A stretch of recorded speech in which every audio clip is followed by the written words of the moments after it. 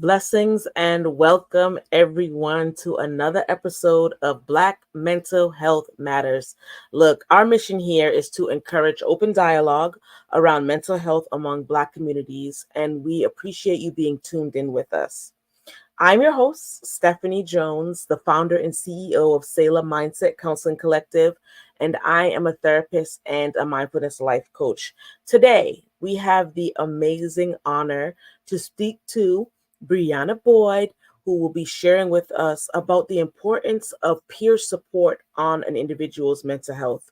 We'll be right back to jump into this conversation.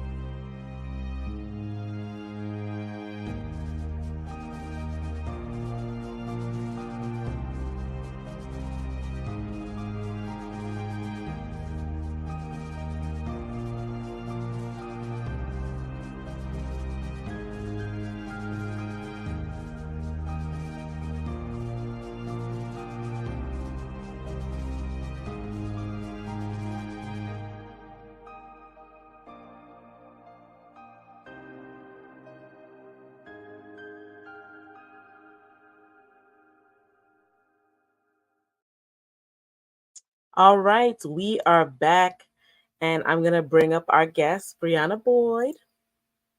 Hey, Briana. Hi, Steph. Thanks for having me. Of course, thank you so much for being here. So please just let everybody know who you are, what you do, and why you are going to be talking about the role of peer support, peer groups on an individual mental health. Yeah, for sure. So my name is Briana Boyd. I am originally from Brooklyn, New York. I live in Los Angeles now. I've been here since late 2020. It was a great time. Um, I really like it out here. And in terms of what I do and what's important to me, I come from a work background of working, um, done that. That's pretty much the basis of my entire. I dealt with my own mental health and tried to cope and manage it throughout my life. And it's something that I've always really cared about. And now I'm in a season of life where I'm trying to work more in that area, offer more resources and more just like insight and safe spaces for other people of color, especially Black women. I feel like I could have used a lot more support and representation and all of those different things. And I feel pretty committed to offering that kind of insight and support to other Black women in particular. I think that's awesome. Often our purpose, our passion is birthed out of what we needed, right, in the moment, in that space, in a certain time that we were in. And so we find ourselves so passionate and such an advocate for the very things we were denied, but we didn't receive. So I think that's beautiful that you wished you had this more. So you're going to be the very person, the very woman who helps other people out. So thank you for letting everybody know who you are. We are going to jump right into our topic. And again, we're talking about the role of peer groups on an individual's mental health. I'll just jump in kind of with that first question. Why are peer groups important for mental health? Yeah, that's amazing question. And it's interesting for me personally. I'd been seeing therapists and psychiatrists consistently when I was young, but it's always kind of been a normal part of my life from a very young age.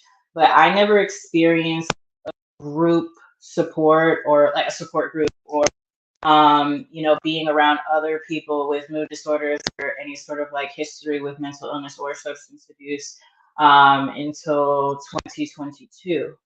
And I found that it, each everybody has their preferences and what works for them. But I felt, and I've heard a lot of my peers say that a lot of the times they almost get more out of a support group than even individual therapy. Correct. Um, I feel like it combines just, we were kind of speaking about this a little bit before the episode started, but we live in a society in which everybody kind of wants to say, oh, I have my leather jacket and I'm alone and I'm doing this by myself and I don't need anybody. And I feel like the pandemic kind of gave us all a run for our money in terms Hmm. of no, we're human beings and we need to be in community with each other. And when that's not there, a lot of the brain just kind of runs loose. So I feel like, in short, peer groups are important for just community and understanding. And there's a lot of interesting conversations and insights that happen only when you're in a position where we're having a discussion with multiple people who share different perspectives. Yeah, for sure. And I love that response.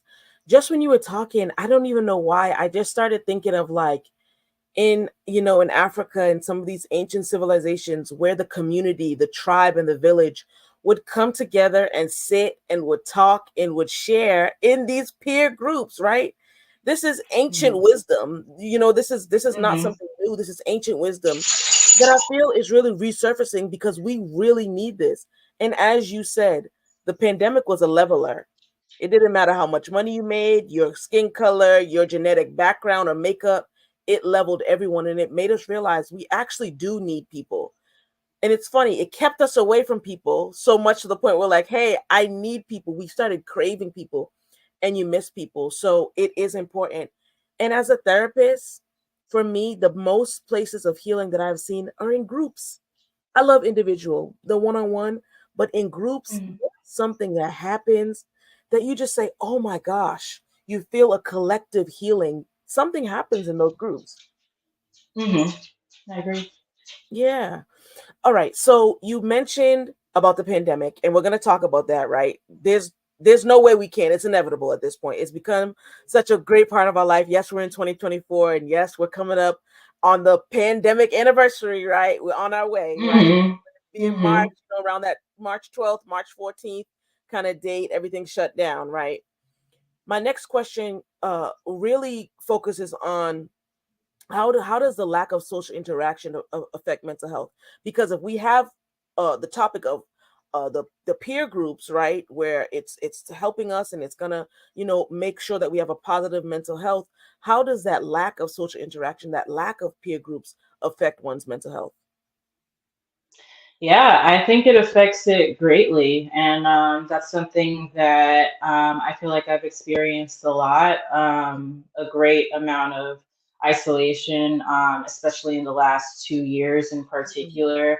And I've really had to work towards being honest with myself and kind of reframing certain narratives about myself because I really did feel like, oh, I'm a lone wolf and I like to do everything alone, but I didn't actually like it. You know what I'm saying? And now I feel like I'm able to, when I am alone, I'm able to really enjoy it in an authentic way because I've gone through kind of learning what works for me and dealing with the isolation and just kind of looking at relationships in general. And overall, I feel like one, it's just a genetic predisposition. You can say that you want to be alone and you could be introverted. I'm an introvert too. but that still doesn't mean that we don't have to be in community with each other. And I find that a big, I guess, like core wound for people is this feeling of I don't Mm, belong, and people don't like me. You know what I'm saying? And I feel like the brain takes instances of, well, you're alone. So what does that mean yeah. about you? And you can either internalize or externalize. And I've done a great amount of internalization of that in the past, in which I didn't make it about really other people or friends. I said, oh, there's something about me that is not likable, or Mm, this is why I don't have this great, you know, this picturesque view of like 4 or 5 black women who are like really like gung ho about each other, and they've been friends for a number of different years. And so I feel like I've been used to kind of being a more introverted, not super, I've always kind of struggled with friends in general. And I feel like speaking to the last 2 years in particular, even that kind of limited social interaction that I had, even that was stripped back significantly. And so throughout 2023, and now I'm kind of getting back up on my feet and kind of pushing myself to meet more people who say do want to talk about the subjects that we're talking about. I felt like what happened to me when there wasn't much family support, and when I didn't have friends to count on, or when I didn't have a romantic relationship, or someone to pick up the phone and call, my I went really deep into dissociation. Like, mm, just I really was in a bad way for a while, to the point where um I wasn't sad per se. It was just a lot of things didn't make sense to me.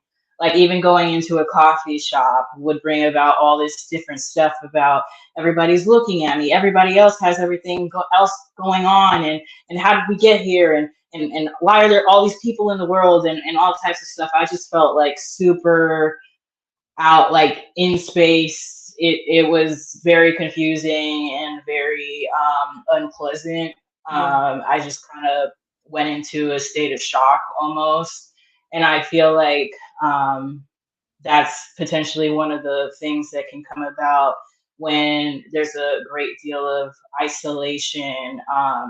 The brain kind of goes into some defense mechanisms of, this is pretty painful, so how can we kind of check out a bit, Mhm. um, in order to kind of preserve what we have going on there. So it is very important for people to have social interaction, and I find that people who also have mental health struggles, Mm, that really makes it significantly hard. Because, and I won't sugarcoat it. You know what I'm saying? This is the reality of the world that we live in, yeah. and we don't necessarily live in a society that's comfortable having hard conversations, comfortable with tears, comfortable with someone saying they're suicidal, or anything like that. It's like, whoa, like, let's just, you know what I'm saying? And so I personally, like, I'm very transparent. I've never experienced like someone just sitting with me in this. You know what I'm saying? And so I think in the terms of mental health, that is something that people have to keep in mind. It's hard in general. We live in a very isolating society that's getting more and more isolating as we go on. So it's kind of hard for people to connect in general. We're not even talking about mental health. Now, when you add mental health on top of it, I feel like it gets significantly harder because, right now, if you go on social media, there's a whole bunch of stuff about how, oh, only good vibes, positive vibes. I only want positive people in my corner, no bad energy or whatever. And I understand to a degree, like, wanting to retain your positivity and your own energy. And sometimes there's a time and a place, but these are also people. You know what I'm saying? So it's not just, oh, that's a negative vibe. Like, this is a human being who's going through something, and because they're in a bad place, they need social interaction even more. So I find a lot of the times it really is a things are exasperating each other. The mental health is getting worse because you're not interacting. You can't interact because your mental health is getting worse.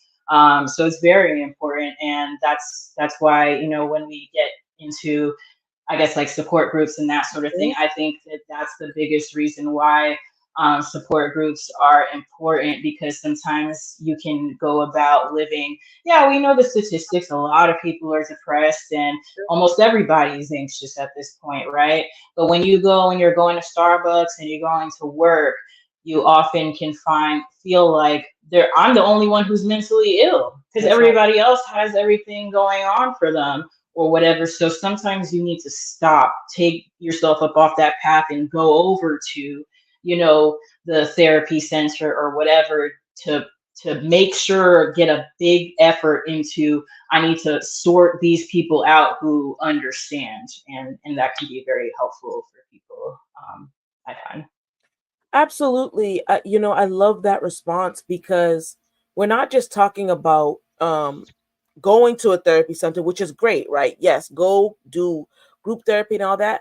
But your peer groups, your friends, those who are around you, to me, it sounded like in one of the scenarios you were given, like we have to sometimes carry the burdens of those in our peer groups. Like if someone's going through, are we in the right peer group? We're gonna get into that, like the makeup of a peer group, the balance of a peer group. How are you in your peer group? How are you in your friend group? If your friend is going through, like Brianna, okay, if you're going through at the moment, can I say, do I have the capacity to support you in that moment, to just have my presence be the comforting thing there? We have to ask ourselves this. And when you evaluate your peer group outside of a clinical space, with your friends, with your family, it's like, am I in the right peer group? How should I be as an introvert or an extrovert? We're going to get into that too. And I love that you mentioned that. I wanted to ask a follow up question, right, based on something that you said. You mentioned belonging, and with belonging comes rejection and abandonment, and those things, right? They all start running together. What do people need to look out for? Like if you're in a peer group, if you are, maybe trying to get in a peer group, what do we have to look out for in ourselves? Like what are some of the things that we have to make sure that we're not necessarily bringing into it? Like if I struggle with rejection, do I need to be cautious of that? Like how aware of that do we need to be while we're entering a peer group or even operating in a peer group? I think that's a good question, and I feel like before anybody gets into a support group, you should kind of take stock of like where I'm at, what feels right, and that sort of thing. But I also don't feel like it's not a job interview and it's not an Mm, audition. We're gonna accept whatever you have, you know. A lot of the times in the support groups, you don't have to say nothing. There's not a requirement for you to engage. If what feels right for you is to just sit back and observe, there is absolutely nothing wrong with that. And ideally, in the support group that you're in, you will be allowed to, do what feels right. If you'd rather just be an observer, then that's cool. There's people who are more comfortable, or an overshare, or like an overly transparent person like me. It's like, I mean, you don't gotta ask me to, if mhm, I feel like saying something, I'm gonna say it. But there's room for everybody in a support group. The makeup of the group sometimes matters, and it's also like, just like anything else with, in terms of mental health, it's like, I find people who are newer to therapy can sometimes uh, maybe like over put too much on. Well, this is a therapist who went to school and got this degree, and it's like, I genuinely appreciate what it took for any therapist or any mental health practitioner to get their credentials to do what they're doing, but it is very individual, and therapists are still people. definitely. I've seen so many therapists throughout my life, either because they switched locations, or I just didn't vibe with that person, or my insurance changed, or whatever. And it's the same thing with support groups. Maybe you don't like that facilitator. That's a thing too. Maybe you go to two different support groups. One is mixed with, there's no like everybody's just has a baseline of mental health issues, but it's not specific to that city, race, or gender or sexuality or whatever. You might not like that general group as much as you like the Black support group or the queer support group or Mm, whatever. And so I feel like it takes a little bit of open mindedness in, it's just like going to a job for the first time. It's like, oh, I'm a little nervous. I don't know how it's going to be or whatever. But I feel like as long as you do the self talk and knowing that this is a mental health space, so mhm. this is the one opportunity where I'm not being graded on how I'm appearing, and like you're just, it's here for your Yeah, benefit. So yeah, however you want to show up into that space is how you want to show up into it. I personally feel like if you're going to sign yourself up for a support group that starts at 6 p.m. in this different place, and then you do all the work to get yourself there, and then you fall asleep throughout the whole support group, or you're on your phone or whatever, you're in your rights to do that. But I also feel like I'm the kind of person where I'm here for this hour. What can I do to make myself be as present and engaged as possible? Because it's just like school or anything else. Like, you kind of have to, like, do I want to be here? Because I could sleep at home, I could sleep anywhere. You know right. what I'm saying? So occasionally in my own support group, sometimes I'll see, usually like the younger kids or whatever, they're like, kind of sleeping, or like one girl was taking selfies today and stuff like that. And, there's nothing necessarily wrong with that, but it's just like with anything, it's like take advantage of this time or this space, and also just be respectful to everybody else involved too, because for the facilitator or even like your other peers, if you're sleeping, that doesn't make me feel like you're listening. You can't.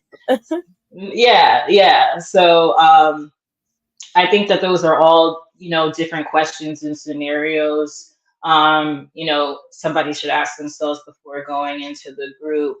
But just knowing that, like, if it gives you a feeling of anxiety, or what about this? What about this? What about this? It's like, this is the one time where it's like, it's chill. Yeah, There's no consequence or yeah, whatever. So, prepare yourself, but the stakes are relatively low, sure. and I think that's important for people to keep in mind in terms of like group support. Yeah, sometimes, we overthink it and we make everything so much bigger than it really is. Uh to me, it kind of sounds like we have to be aware of the dynamics, but not so much that it's causing us anxiety, like that, before we get on in a peer, in a peer group in person or online, because those have popped up, in abundance, that we're making sure that we are not overthinking, yes, not making up scenarios in our head. Oh, what if 15 people are in here and no one likes me? Or all these things that we do right before getting in. We have to make sure that we're balanced and we're like, we're here to get help in a clinical peer group and then amongst your own friends too, right? If we're using peer groups as an umbrella to house places and spaces that we get supported by others, then I think, when we enter in those spaces, there's a level of like, I'm here to get encouraged, I'm here to get help, that we can kind of balance in. You know what, Brianna, I do want to start talking about the peer group dynamics. Like, so let's say that we're speaking to someone who has never been in a clinical peer group and maybe is introverted or a loner. What are some of those peer group dynamics look like? Whew, well, that can be quite that can be funny, honestly, because the first group support that I went to was open, and I was the only Black person in that group. It went very pretty well, Yeah, just based on the makeup. The people were older. It wasn't a lot of like teenage or early 20s. white girls or whatever. So I really enjoyed the conversation, and it was very few and far between where I was like, what is happening? I don't like what you're saying. You need to pass the mic or whatever. I really enjoyed my Black support groups, and to this day, those are the groups that I personally enjoy the most. Yeah. And I get less irritated in those groups than the other groups, just to be honest with you. I was in a group today where I did check out a bit. You did. Um, I did because there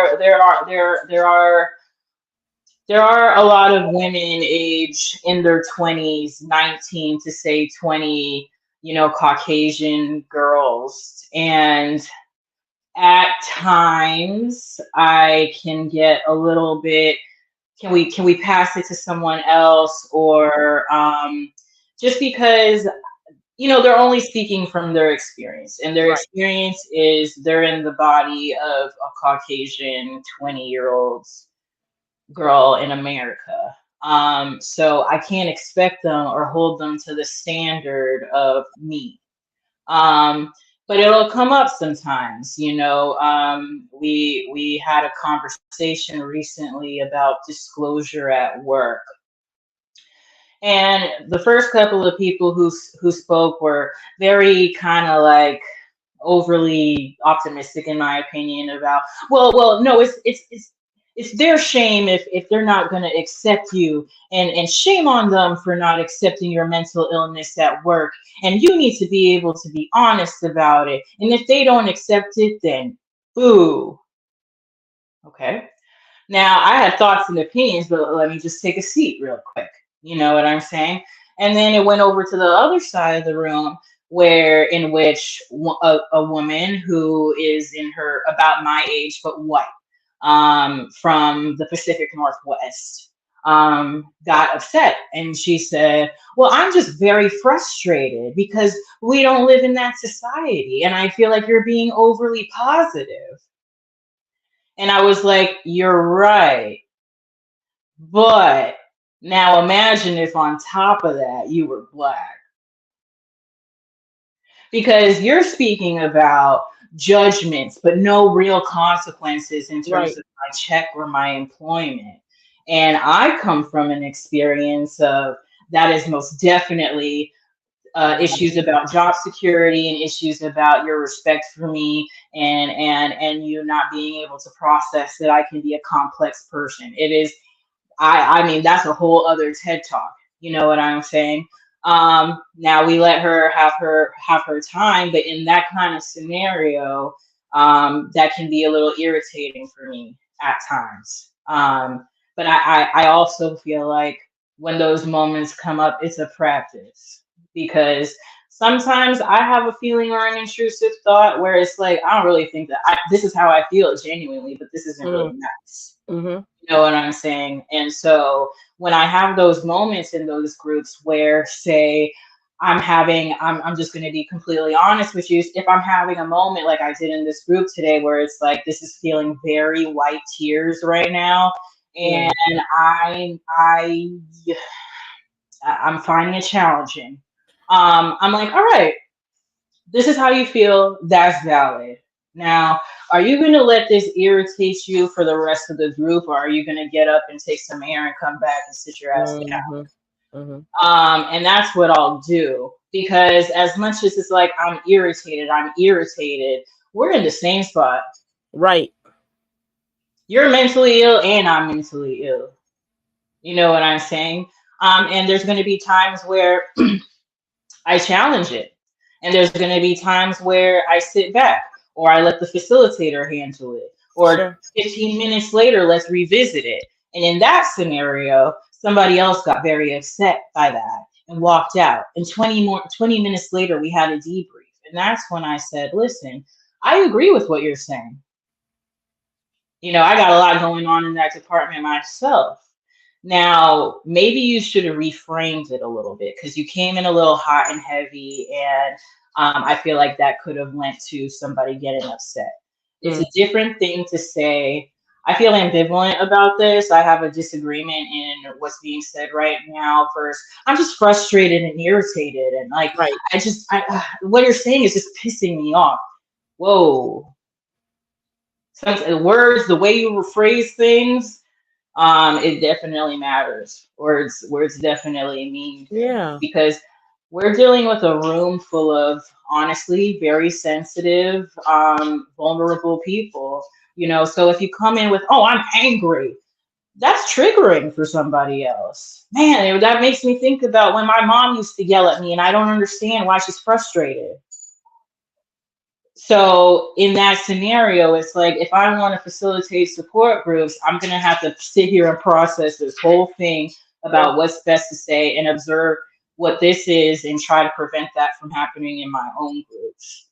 But it's just with anything else. People can be quite annoying, Mhm. and people can be from very different sides of the track.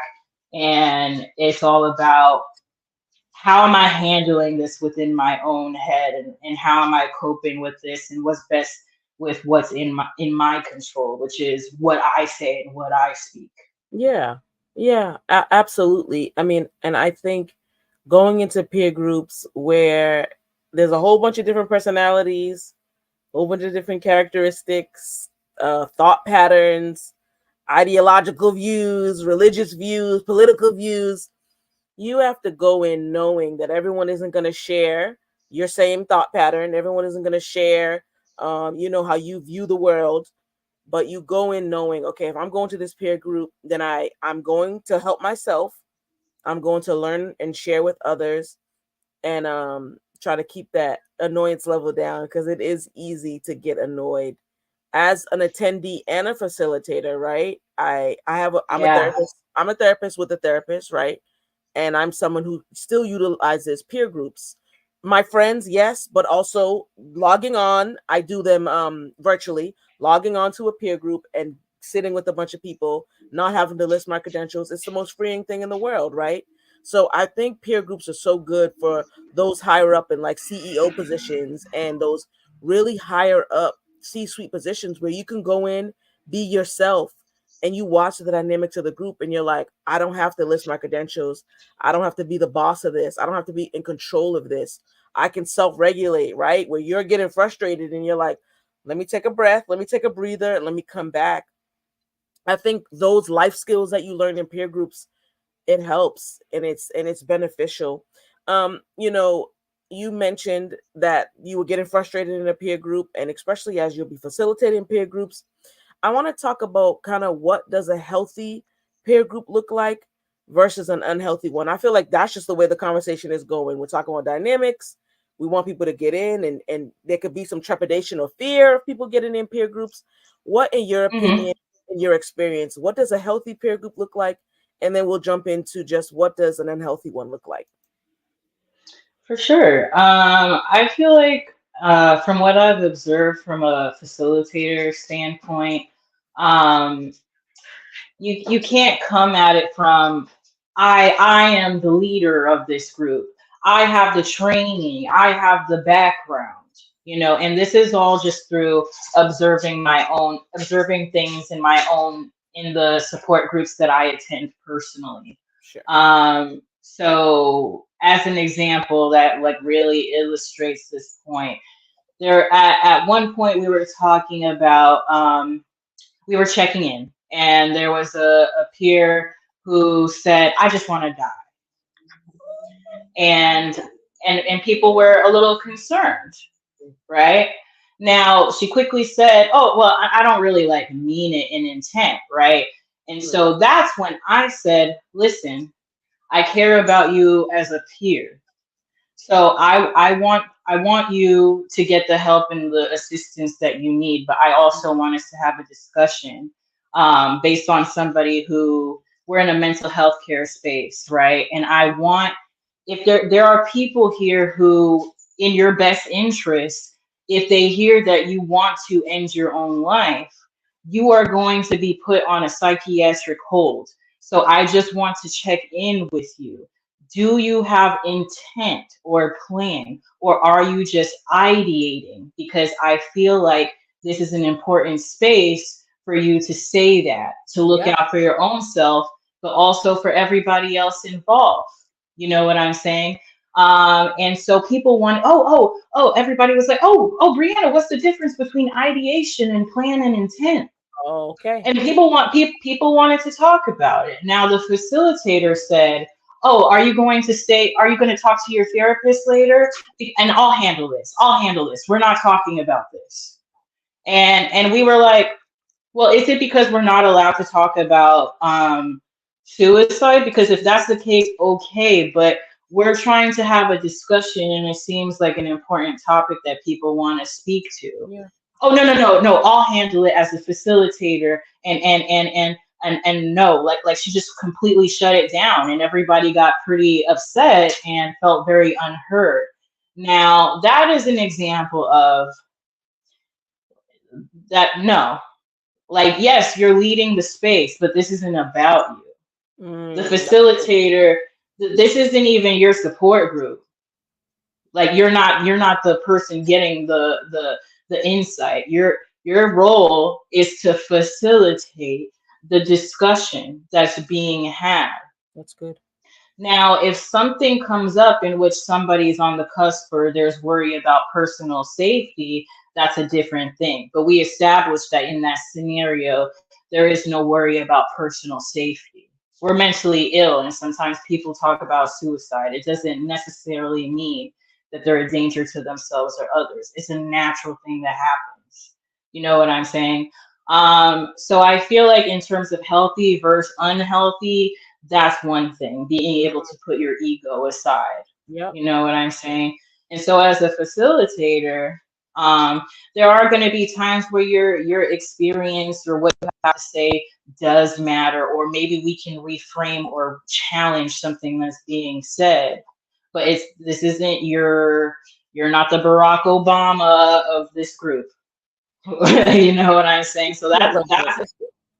from a facilitator perspective. And then as a peer, I feel like it can be unhealthy when there are a lot of different, usually it happens, I find, when the group is just kind of not niched down, Mm, right? So I've been in groups where there's a lot of veterans. mm, There's people who definitely didn't grow up in the circumstances that I do. Those who, I don't know because I didn't directly ask you. I don't want to know who might be a pro-Trumper, mm, right? And mm-hmm. so obviously that is not really my ideology or who I personally like to be around, right? But when issues such as politics come up, religion, Yeah. even, that's when things can get dicey. Mm, And so that's not to say you can never talk about politics, but right. sometimes it's about that those soft skills of intuition. Is this the space, the time, or the group for this kind of thing? For example, if I go into that big group and I'm not talking about my personal stance on these issues, but if I go into a group that's open, I might not want to talk about my feelings on the Palestine versus Israel conflict. That might not be safe for me. That might not be. It might just end up being, a tsunami. Sure. Now, in the BIPOC group that I'm in, we talk about that all the time because everybody is more or less in a similar headspace or receptive to what I'm saying. Yep. It's not alarming, it's not hurtful Mm, or whatever. So you have to discern, is this the time or place in any situation? And that's true with support groups as well. yes. Um, mhm. It is. And everyone has a responsibility in a peer group, right? Where you have to know that you're not saying inflammatory statements. You're not trying to offend and really cause people to be upset. And I like what you said about the facilitator. Like, this isn't your show. You're here to just navigate the ship along the waters. You're not here to formulate anyone's opinions or make anyone feel a certain way. I think that's important to know, especially us as mental health, advocates and practitioners, where you do have the credentials and you have, done your internship and you have your master's degree and your doctorate degree, but you still come to the group with an open mind saying, I'm here to learn as well. I think that's the beauty of it. And I like that you spoke about the openness you have to have. Like, read the room. Some groups you just can't say certain things. And if you want to say certain Hmm. things, like you said, the niche, go get in a group that talks about the Palestinian and Israeli war. I know there has to be groups like that. Go be there and do that so that you can get out and say what you want to say. Being in a Hmm. peer group, Hmm. you have to be aware. The level of awareness that you have is crucial. And without it, then we do find ourselves kind of butting heads with people in a clinical peer group and in our personal peer group as well, where it's like we're around friends, we're around family members, and we're just saying these things that are just rubbing people the wrong way because we're not reading the room and we're not making sure that we're responsible in the space. That's all I heard. When you were talking to me about a responsibility. You have to be responsible in the space. Even though you might be having some Hmm. mental issues, there's things going on, you have to still be responsible for what you say and do. And I really love that. I think I want to talk about, because you mentioned that you were an introvert or more Hmm. introverted. I want to talk Yes. about how the peer group experience, both professionally and personally, we can kind of float between both, how it differs between introverts and extroverts. Like, what is that experience like? Right? We're speaking to everybody, wherever you are, whatever time zone you're in, whatever time of the day it is. You could be interested in a Hmm. peer group, but you're afraid. You could say, I'm an extrovert, maybe I'll overtalk, or an introvert and I won't talk at all. So, what is that experience, and how do they differ between those two groups? Yeah, I mean, I think first it's like sometimes I think let me only speak for me, right? I feel like sometimes it's like, oh, I know what an introvert is. I know that's it's what I said it is. Mm-hmm. You know Mm-hmm. what I'm saying? And I know I'm an introvert, but it's interesting when it comes out into public forums what people define introvert as, right? So people often think introverts are shy, unfriendly, Mm-hmm. or weird.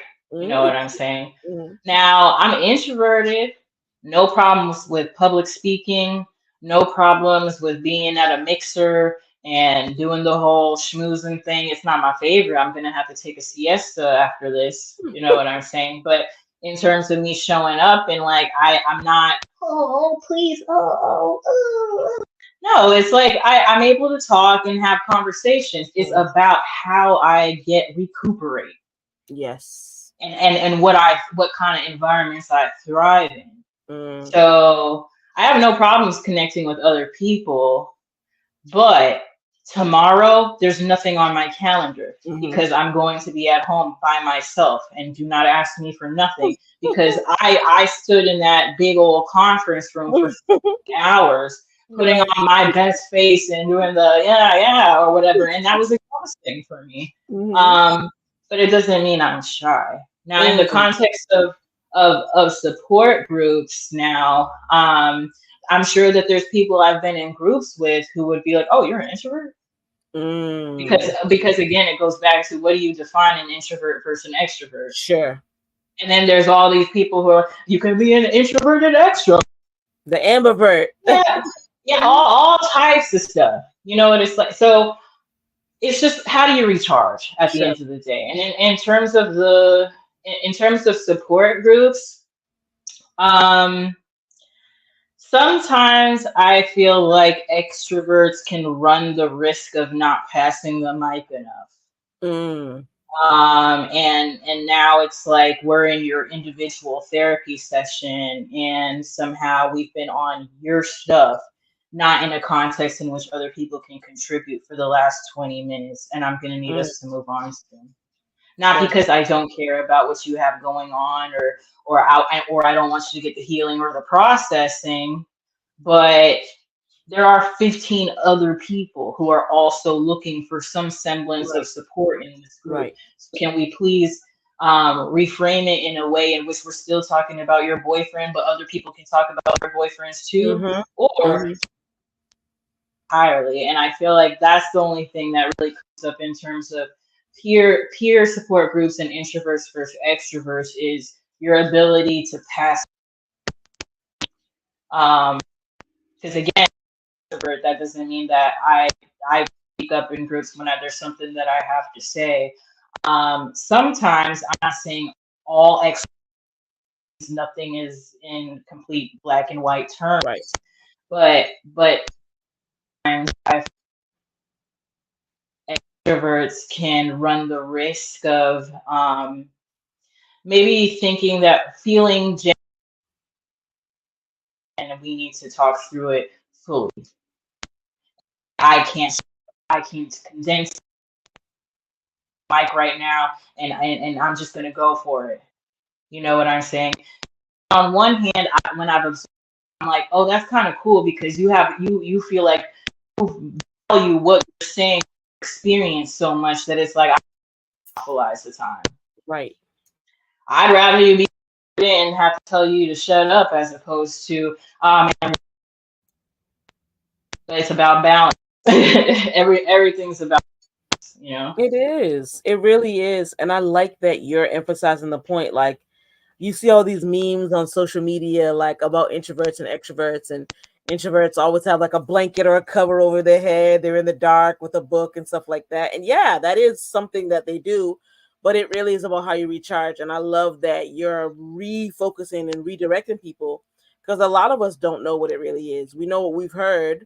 We've never truly done the research to know, like, nope, it's not about that. Plenty of introverts are public speakers or motivational speakers, run Mm-hmm. companies and have to speak to investors and network all the time. But right, for 3 days after, don't bother me, don't talk to me, don't say anything to me. Before the show, we were talking about that.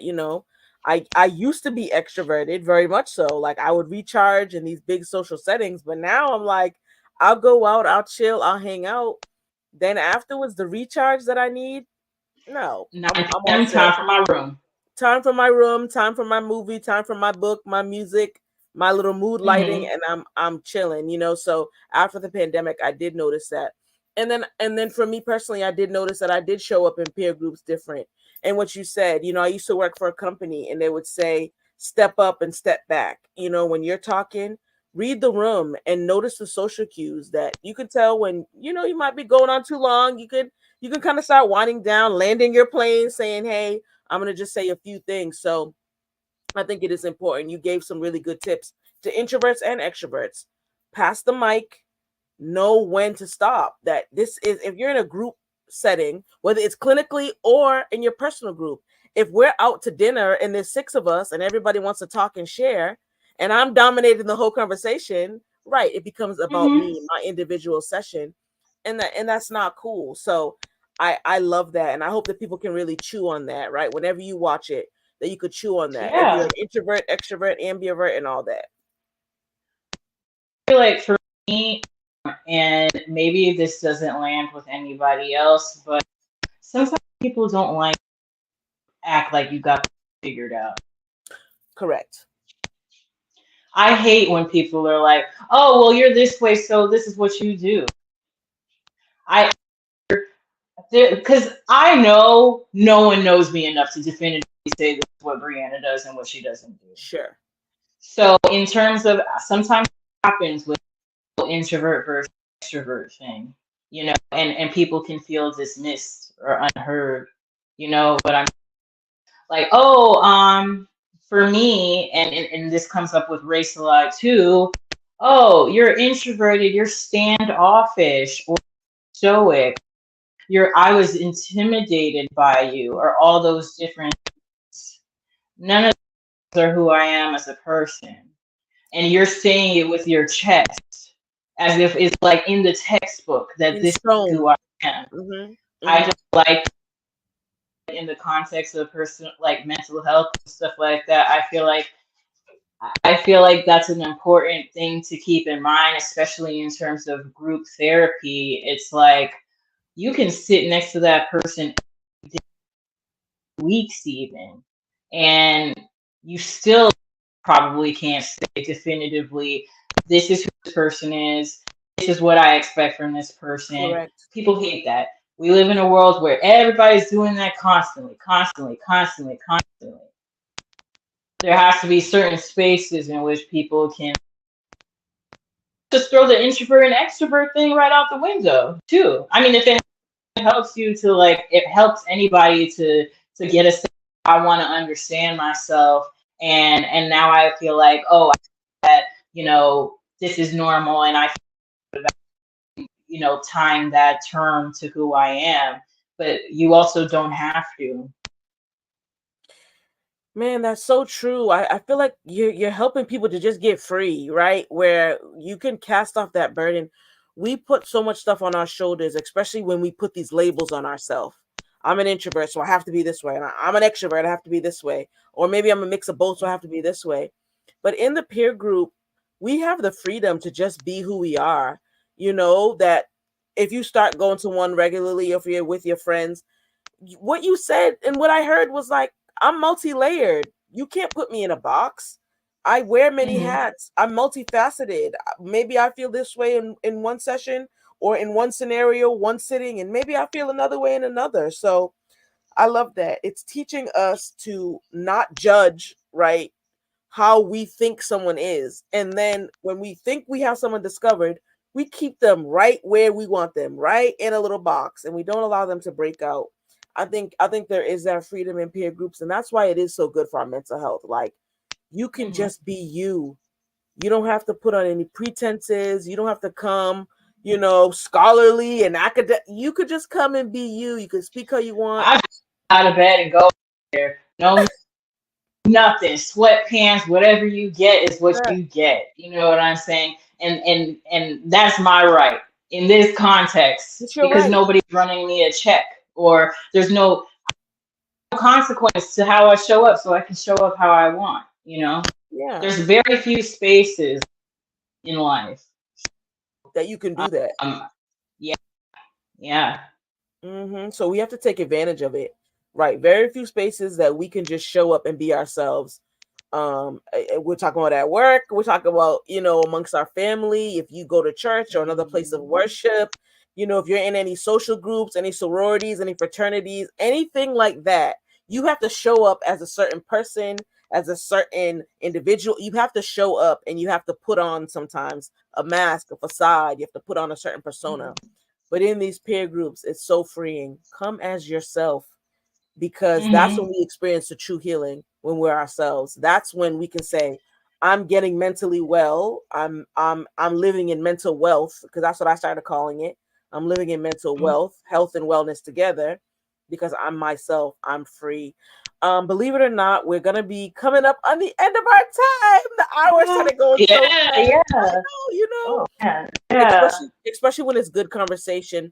I just mentioned work. As we wrap up, right, I want to mention a couple other topics to hear your professional opinion on it, and then I want to give you some Yeah. time to really encourage those who might be afraid of jumping in a clinical peer group or expanding their personal peer groups. Just give them some encouragement of what to look like and what to look at for a peer group. I mentioned work, right? And Yeah. how sometimes we have to show up there. So in the workplace, I kind of want to talk about what that looks like as a peer group or support group in the workplace. And then like versus your personal life, right? That could be a clinical one, that could be your own six group of friends. So what does that look like as a peer support group in work versus your personal life? How do those two things differ? And it's important that we know that difference. Whew, man. Mm. Brings up one of my favorite subjects, which is disclosure at work. Right. Yeah. Um, now, to each their own. Sure. To each their own. There is no people who are like they've had really good experiences being and they trust us and their boss understands. That's Sure. not to say that they tell their boss.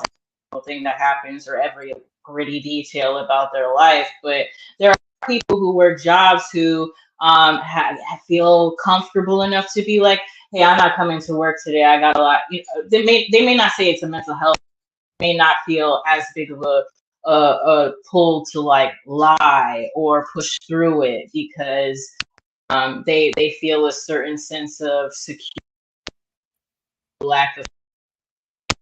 Mm-hmm. Um, Me personally, I would always refrain from bringing up mental health in the workplace. I'm sorry, but it depends on the job, right? Mm-hmm. Or what industry that you're working in. The medical the medical field, for example, has come a long way. You could be a doctor and be mental. Right. I don't know if that's, but those two things couldn't happen. My father was um, a doctor. If he ever didn't pass psych eval or whatever, he would not be able to be a doctor, period, point blank. So um, sometimes in terms of work,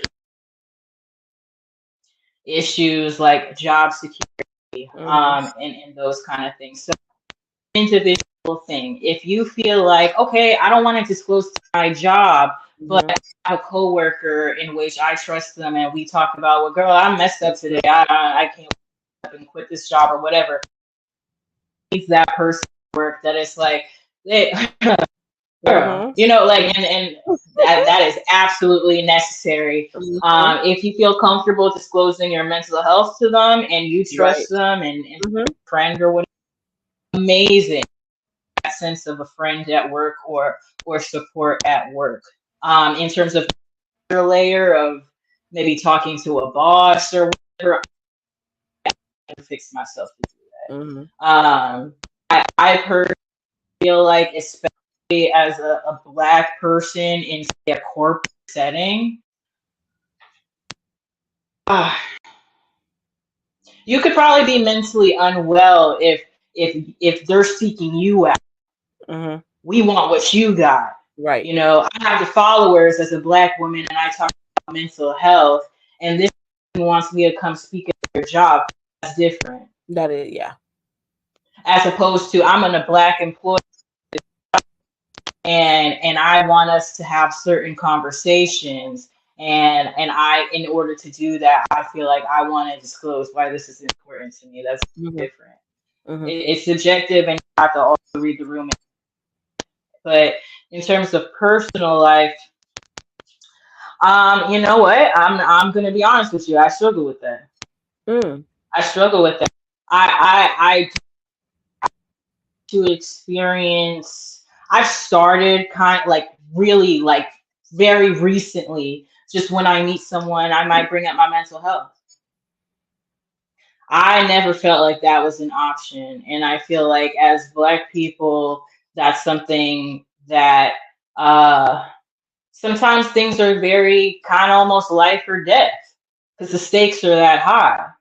We're raised with your mama telling you that you have to work 10 times as hard and all this different stuff or whatever. And so you get into that habit of, I need to mask to survive. I need to mask to survive. You know what Yeah. I'm saying? We live in 2020. We are deep in the future at this point compared to Mm-hmm. when we were kids, right? You know what I'm Mm-hmm. saying? And parents are still telling their children you have to work 10 times as hard. And I would Sure. love to say we don't need to do that anymore.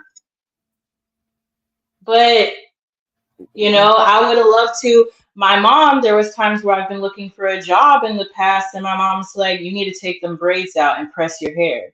Uh, And I would love to tell her, "Oh," and I would, "Oh no." But then when I wouldn't get the job, inevitably, and that happened mhm. many different times, the thing came to my mind where it's like, well, maybe my mom is right because I don't understand. Wow. You know what I'm saying? Yep. So I feel like you should be able to be yourself. But Sure. also, I feel like for me, you have to honor your story. Not Mm-hmm. everybody has the capacity or honestly deserves to sit in that. I like that. Um, so I feel like with anything, work, personal life, romantic, whatever, someone can earn that trust, Mm-hmm. or you can space it out. Maybe the first time we meet, I don't disclose to you, hey, I'm on an antidepressant. But Mm. maybe the fifth, sixth time, we can talk about it because I've established that you can handle this topic, you can handle Yep. that topic. Yep. You don't have to, it doesn't have to be put everything on the table. And then if they want it, then they take it. If they don't, they don't. Right. Right. Yeah, there's a wisdom that comes with it. And I like that you mentioned that. Not just work, not just, in the social things, but relationship wise, romantic wise, in a family way, like really making sure that if we're in these peer groups, we are being responsible, but also like measuring what we share. Like people do have to earn a right to know what we have going on, and we don't necessarily Hmm. just have to share everything unless the setting calls for it. But we go back to reading the room and making sure that you know the type of peer group that you're in and you're reading the space. So thank you so much, Briana Boyd. This was awesome. Yes. This was so wonderful.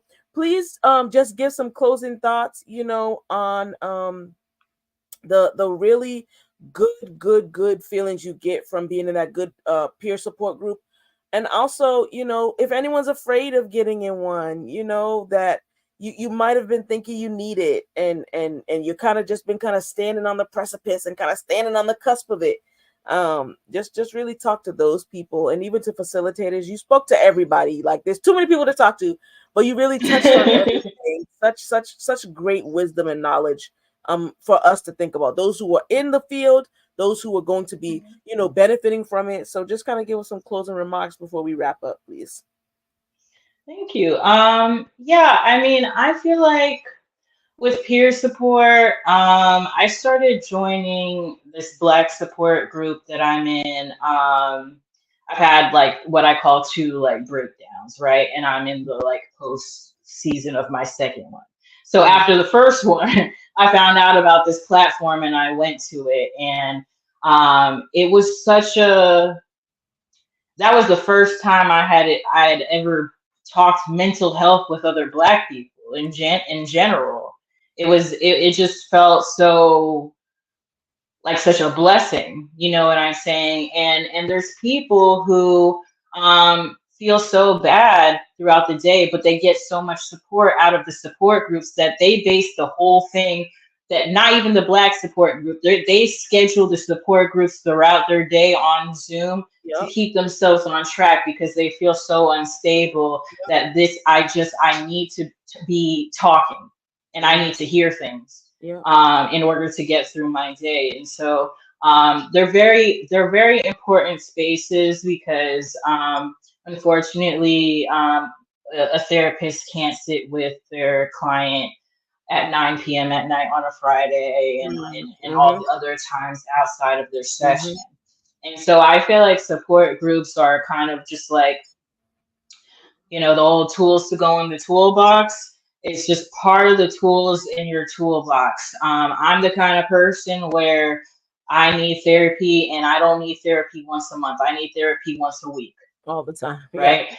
But even with that, that's once a week for an hour. What about the rest of the week? How can I supplement that? And how can I be honest with where I'm at? So, in addition to the therapy that I need, I also need to join the support group at least twice a week. I Mm. also need to, get my coloring book out or whatever. Sometimes I felt like, oh, I just need more of that mental health stuff up in my life. I have to put on the Eon Levan Zan once a week or Oh, whatever right. because I just need to I need to keep on track and I need to have a Mm-hmm. routine. Mm-hmm. And especially for people who deal with mental illness, sometimes the routine just, hey, I joined this group at 4 p.m. on Fridays. Yep. That's what works for me. Yep. That's very important. And I personally know because I've been there. Heard it in these groups that it is sometimes the thing that saves people's lives. You know what I'm saying? Just Yes. that little bit of of being seen. You know, you join that group every week for 2 months, and it's like, Hmm. oh hey, Yep. old boy, hey, you got that job or whatever. It's like it's really a beautiful thing, and that's why I'm really committed to trying to offer more of those spaces, because it really does make a difference in people's lives. And I'm really excited to kind of see how that ebbs and flows. And I know with me personally, with my own mental health, I feel very privileged. I've always had maybe not the best insurance, but my mom always said we gonna get the hospital insurance with the Hmm. table or whatever. I always had insurance. That's a lot more than a lot of people have. My mom Right. at least acknowledged that mental health is a thing, all types of stuff. That's a lot for, my mom's an older Jamaican Chinese woman, so Hmm. like I give her credit. A lot of people don't have that, you know what I'm Right. saying? Right. So offering those more spaces for those people who often this is all they have, Mm. you know what I'm saying? They can't talk to their mom, they can't talk to That's their right. friends, they can't talk, so where do they go? There needs to be a place for those people to go.